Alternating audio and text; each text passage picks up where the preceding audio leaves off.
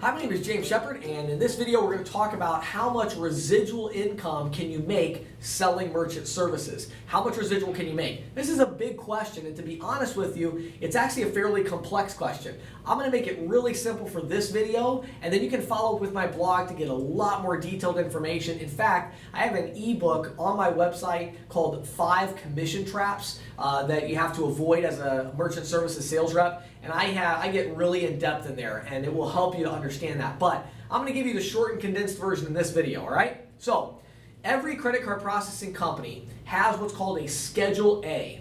It's a Schedule A cost structure, okay? So as we talked about in earlier videos, let's say that you walk into Walmart and you spend $100 and you use your First National Bank check card, okay? And you swipe your card for $100. Now, out of that $100, there are certain fees that Walmart has to pay to, First National Bank. It's called an interchange fee.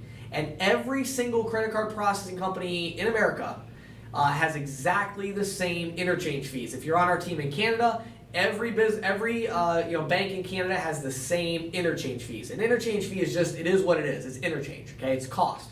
So usually on a $100 transaction, usually about $1, maybe up to $2, somewhere in that range. So 1 to 2% of the transaction is going to go to interchange fees, which goes directly to the bank. Okay? Then you're also going to have fees that go to Visa, MasterCard, Discover. Those are called the networks. So you're going to have some type of network access fees. Sometimes they're called assessments or dues and assessments. And I have a new training video coming out, by the way, on reading credit card statements, and I'll go over all that with you. But there's different costs involved with that. All right. Now those are all on the Schedule A for the credit card processing company. Now, in addition to that, they're going to have other costs. They're going to have a monthly fee cost. They're going to have a transaction fee cost above interchange. These are all ways that the credit card processing company covers their cost to provide customer service, tech support, provide free terminals, pay you commission, things like that. Now, once we take the costs that are in the Schedule A, all right, now when you go out to make sales, you're going to price these people at prices above cost. Okay? Now, I know it's starting to sound maybe a little complicated, so let's break it down like you're selling a car. Okay? If you were at a car lot, you get in a car and the dealership paid $10,500 for that car. You as the salesperson recognize this car cost $10,500, and in order for you to make commission, you have to sell the car for more than that because they want to make a profit. Same thing in credit card processing. There's thousands of these transactions going on every day in every business. And every transaction, there's a cost to process the transaction. You as a salesperson, your job is to use rates and fees that are higher than the cost. And whatever the difference is between the cost and between the fees that you charge, that's going to generate a profit, or what we call gross margin. So it's going to create a gross margin or profit on that account. Then your residual income is going to be calculated based on a percentage of that gross margin. Now, the average merchant with the average processor on the average price is going to have a gross margin of around $60.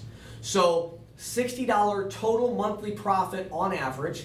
Let's say that your residual income split, like it is with our company, is 50%, which is pretty standard in the industry. So you're going to get a 50% cut of $60. So you're going to get $30 a month on every actively processing small business owner that you sell. So if you have 100 accounts, you're going to make about $3,000 a month in residual income.